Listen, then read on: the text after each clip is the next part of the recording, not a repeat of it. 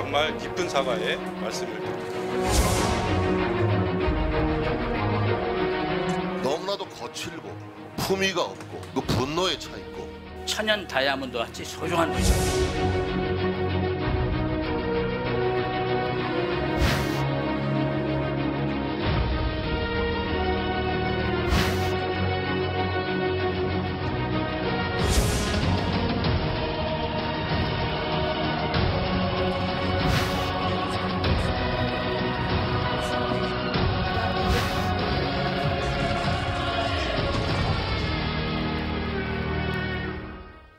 네, 지금 국회에선 인사청문회가 열리고 있습니다. 오늘은 진영 행정안전부 장관 후보자, 박영선 중소벤처기업부 장관 후보자, 그리고 조동호 과학기술정보통신부 장관 후보자 등 3개 부처 후보자가 청문 대상입니다. 정치와 호정령 이 얘기로 시작하겠습니다. 강병원 더불어민주당 의원 그리고 김정재 자유한국당 의원 나오셨습니다. 두 분 안녕하십니까? 안녕하십니까? 네, 반갑습니다. 네. 자, 본격적으로 청문 얘기하기 전에 김정재 의원님, 지난주에 못 나오셨는데 네. 포항 지진 원인 발표 때문에 급하게 내려갔다고 들었습니다. 네. 지역구라서 가신 건데 네. 지역 포항에서는 큰일이죠. 이거 주민들 반응이 어땠습니까? 뭐가 제일 큰 문제라고 지금 생각하고 계십니까? 네, 그 불행 중 다행으로 이번 그 지진의 원인이 그 지열 발전소 때문이라는, 그러니까 인재라는 거죠. 그렇게 발표가 됐는데요. 큰 의미가 있습니다. 먼저 이 지열 발전, 이 R&D 사업을 정부에서 추진했는데, 그래서 정부에서 일단 책임이 있다, 이런 의미도 있고요. 두 번째는 더 큰 겁니다. 포항이 지진 도시라는 오명을 벗었습니다. 그렇죠. 지난 1년 4개월 거죠. 동안 개인적으로 굉장히 경제적 피해, 신체적, 정신적 피해도 물론이거니와 포항이라는 도시 자체가 이 브랜드가 굉장히 브랜드 그 이미지가 추락을 하고 그렇죠. 기업도 유치했던 게 다 취소가 되고 굉장히 경제가 어렵고 집값도 하락되고 엄청난 유무형의 그 손실을 많이 봤거든요. 맞습니다. 그래서 네. 이번에 이 결과가 발표나고 주민들이 그야말로 힘들었지만 그래도 정말 참 다행이다. 왜냐하면은 이제 집중해야 될 게 주민 피해에 대해서 국가 배상 맞습니다. 그리고 도시 재건이 네. 좀 가능하겠구나 그런 일말의 희망을 가지고 있고요. 네. 그래서 저희가 지금 지금은 시급한 게 특별법을 제정을 하는 겁니다.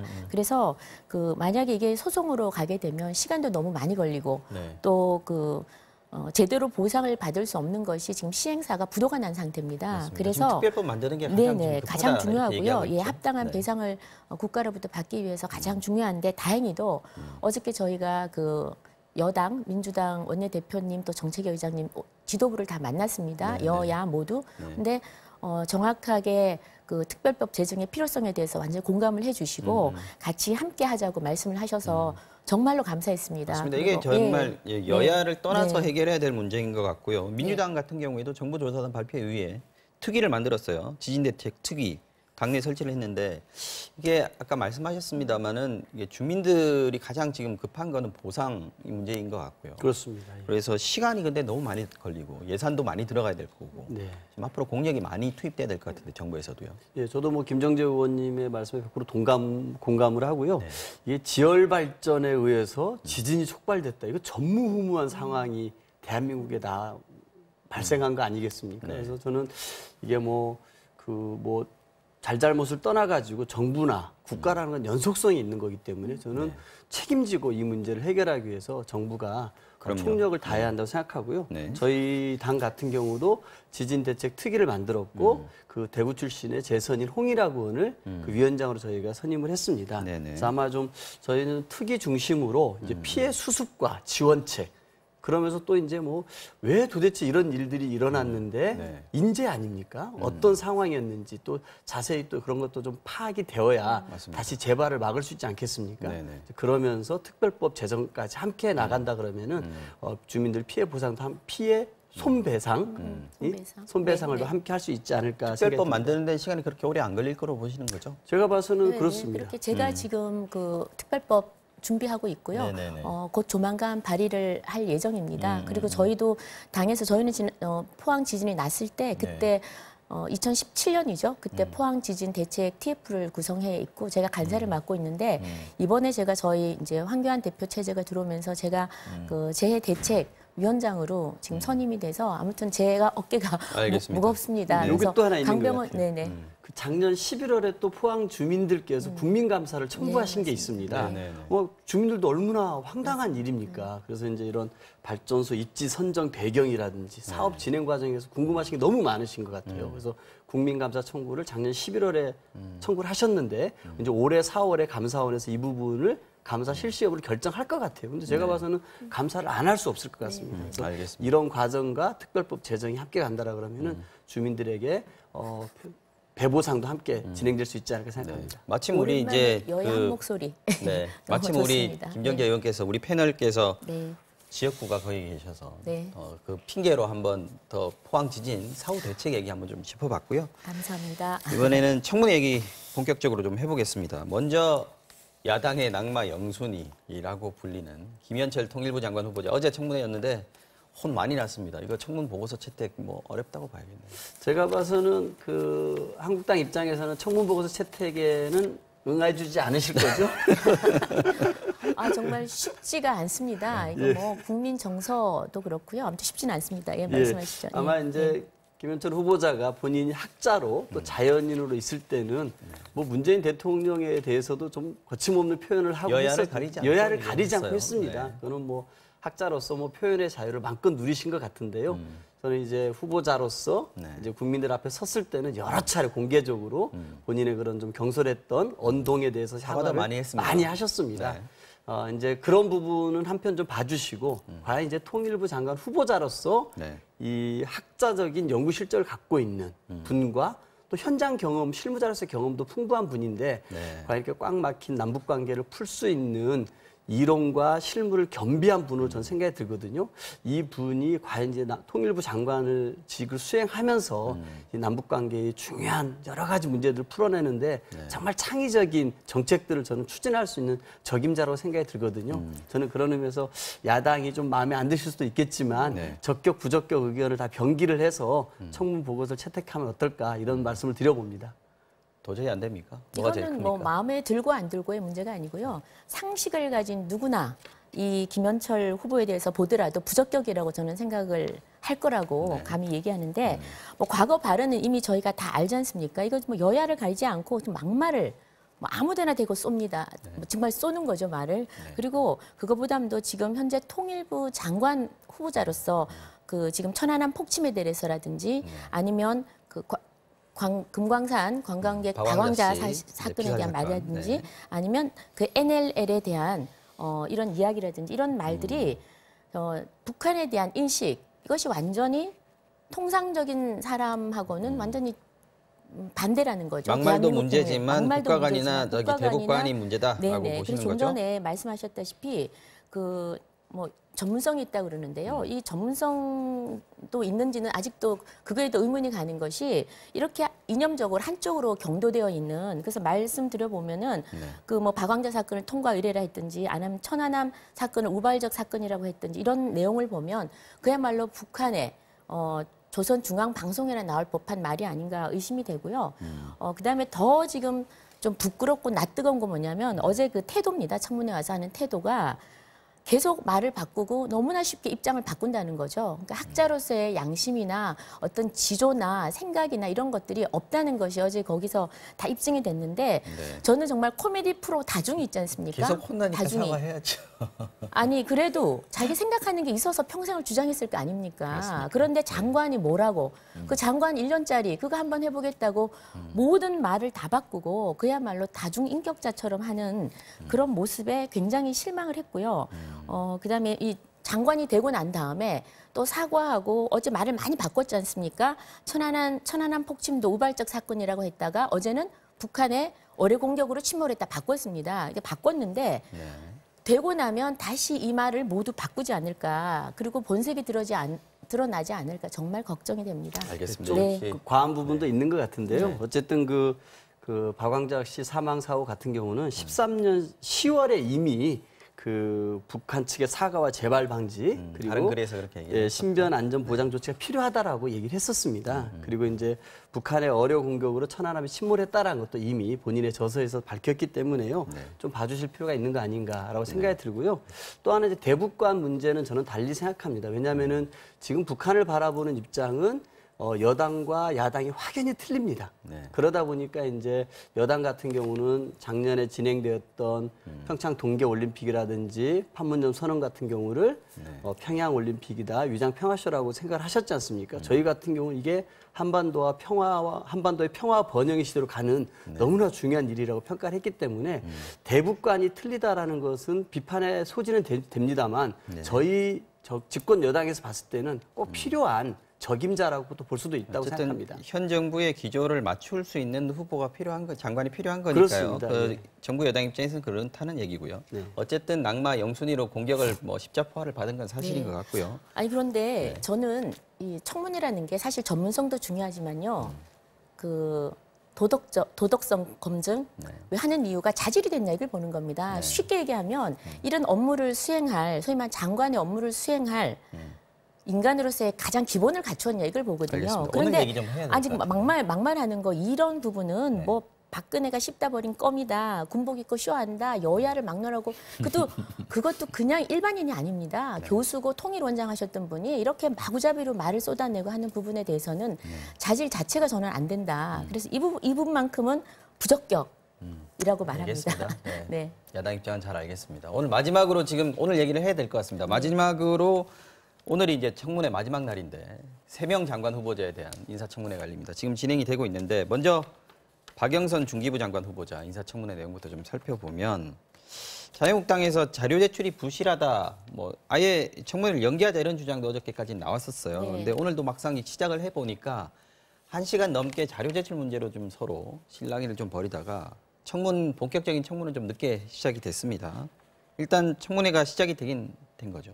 네, 됐는데요. 사실 이 자료 제출을 거부하는 것은 정말 오만한 자세입니다. 특히나 박영선 그 후보자께서는 본인이 의원으로 계실 때 자료 제출을 거부하면 엄청나게 혼을 내고 뭐 막말까지 하시면서 굉장히 야단을 쳤으면 저격수였죠. 그런데 이제 본인이 입장이 바뀌니까 완전히 딴전을 피우는 거죠. 그리고 이게 무슨 사생활 정보다 그러는데요.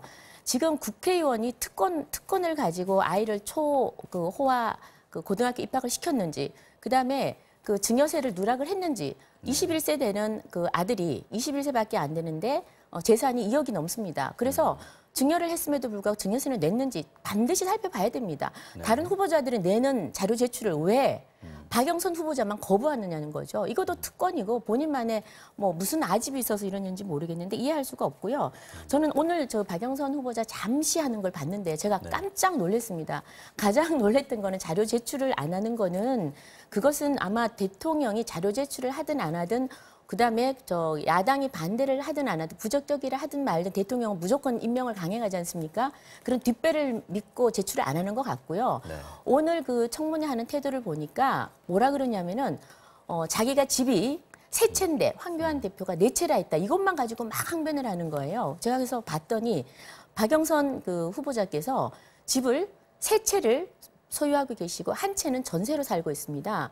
그래서 연희동에 아주 저택이죠. 연희동 저택에 1채, 일본에 1채, 그리고 그다음에 이번에 최근에 지은 종로에 가장 비싼데 거기 오피스텔 1채. 근데 정작 자기 지역구에는 전세로 사는 거예요. 제가 그걸 보고 경악을 금치 못했습니다. 아니 그렇게 돈이 많아서 집을 사면 그리고 잘 사는 구로를 만들겠다 그러면 당연히 지역구에 집이 있어야죠. 그런데 지역구에는 그 오피스텔에 전세로 살고 있더라고요. 거기에서도 저는 정말 놀랬고 지역구에 전세 사시는 의원들 굉장히 많은 걸로 알고 있는데 지역구에는 아닙니까? 살아야죠. 아니면 다른 데 집이 없든지 다른 데 집을 다 사고 그다음 지역군 전세로 있다는 거. 그리고 이 의원님은요. 후보자님은 아주 특별한 분이세요. 왜냐하면 이분은 의원 활동을 하시면서 좀 줄여주십시오. 너무 혼자만 얘기하시는 것 같아서 방어 기회를 좀 다른 건 드려야 될 몰라도 것 이 박영선 후보자에 대해서는 정말 국민들이 좀 아셔야 됩니다. 저도 오늘 알고 깜짝 놀랐던 게 차량 불법 주정차 잘못하면 과태료를 내는데요. 이게 뭐 39차례, 40여 차례가 위반이 됐는데 이거를 16번을 구청에 얘기를 해서 감면을 받은 거예요. 아니 의원이 의원 활동을 하기 때문에 감면을 해달라. 알겠습니다. 너무 말도 안 구체적인 되는 것까지 겁니다. 다 말씀을 하시면 여기가 청문회 자리가 되니까. 이 부분만큼은 저희가 네. 이 부분만큼 왜냐 저희도 의원이고 이건 알겠습니다. 정말 의원 특권이고 반드시 근절돼야 됩니다. 네. 택시 기사들이 이런 일이 있으면요. 무조건 딱지 끊기면은 이렇게 구청에 얘기 못 합니다. 지금 걱정이 되는 그리고- 게 오늘 이 얘기하다 끝날 것 같아서. 아니 제가 오늘 이걸 보고 강병원 의원께도 좀 말씀 기회를 드려야 될 것 근데 같습니다. 제가 생각하기에는 박영선 후보자에 대해서는 참 강병원 의원님이 알겠습니다. 한번 그냥 한 말씀 한 변명 한번 해보세요. 저는 정말 이해가 안 방어 기회를 좀 돼가지고요. 길게 드리겠습니다. 일단은 뭐 그 박영선 의원은 재벌 저격수라고 할 정도로 우리나라의 이 재벌이 갖고 있는 힘들을 네. 공정하기 위해서 굉장히 노력을 많이 했습니다. 그러면서 또 그 정치적으로 봐서도 황교안 저격수라고 할 정도로 네. 정치적으로도 파이팅이 넘치는 분이었죠. 그래서 아마 자유한국당 입장에서는 아마 박영선 의원 후보자가 타겟이 되는 거는 사실인 것 같고요. 이렇게 아까 뭐 이렇게 자료 제출이 미비하다라고 얘기를 했었는데 좀 과하게 요구하는 자료들이 많이 있었습니다. 예를 들어서 개인 진료 기록을 요구를 하고 있습니다.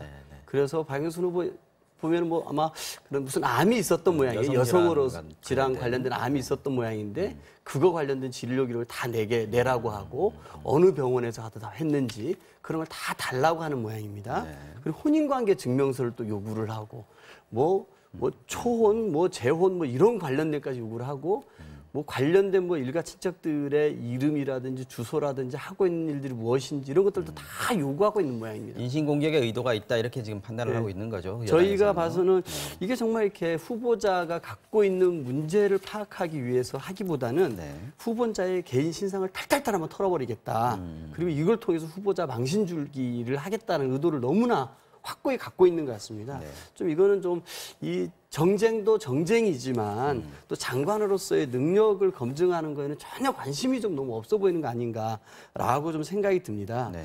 저는 그런 의미에서 좀 안타깝게 생각을 하고요. 아까 말씀하셨던 것 중에 뭐 이렇게 주차 위반 딱지 같은 경우는 뭐 1년에 39번이 아니라 10몇 년치를 모아가지고 39번을 얘기를 합니다. 네. 저도 지역구에서 행사가 있다 보면은 주차 위반 딱지를 가끔 뗄 때가 있거든요. 네. 근데 그런 부분에서 많이들 떼시죠, 의원들은. 많이 뗍니다. 네. 아니 의원들은. 근데 그걸 그래서 구청에 얘기해서 감면을 받은 게 문제죠. 근데 가끔은 그 예. 구청에다가 이제 이의 제기를 할 수 있게끔 됩니다. 주차 위반 딱지를 받으면은 네. 이의 제기를 하게 되면은 그런 부분에 관해서 의정 활동이라고 얘기를 하고 소명이 되면은 그것이 감면이 됩니다. 근데 아마 그런 부분은 아마 저도 김정지 의원님도 떼이지만 한번 아니 저도 해보실 수 있을 떼이지만 겁니다. 아니요 저도 떼이지만 호박 내십니까? 의정 활동이라고 해서 한 번도 그런 적도 없고요.